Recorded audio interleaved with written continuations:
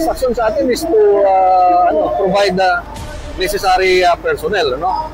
Especially like dito sa ongoing rally, kailangan may mga pulis tayo, and also para hindi ma-obstruct ang traffic.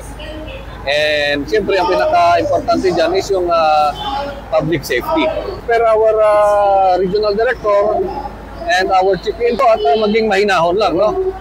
Like for example, wag na magdala ng mga bata para, of course, para na rin sa safety ng mga bata, sa safety na rin ng pamilya nila. To exercise the highest restraint possible sa mga pulis natin, ibig sabihin maximum tolerance. Police News Network, alagad ng batas, tagapagtaguyod ng balitang pulis, sandigan ng mamamayan, patnubay ng katotohanan.